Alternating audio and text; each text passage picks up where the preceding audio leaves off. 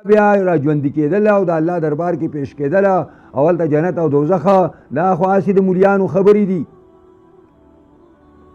دا خو هسې د سرمنې اسمان یې په موږ ساز کړی او ګړبۍ را باندې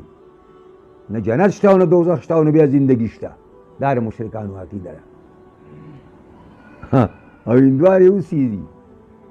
هندوان وایي چې موږ یو څیز وي الله به پې څه وکړي وایي پوهېږې نو بس اور ورته بل کړي او راوالي هندو راوالي او هنده راوالي او د پاسه یې پیدا کړي او دوی او ته ګورې په دې ځای کې بورې بونیر کې خلک چې کوم دی دا زموږ مسلمانان هم ورسره ځي وایي زموږ ورته مړی ژوندی دی مړی په اور کېږي او دوی ورته ګوري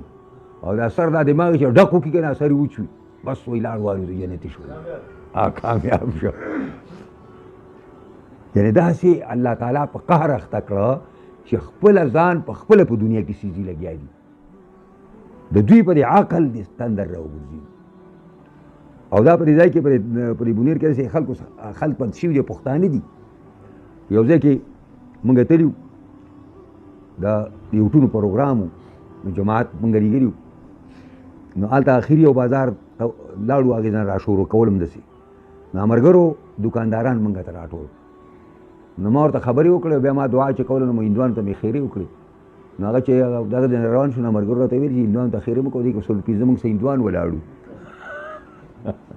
پوهېږئ په دې باندې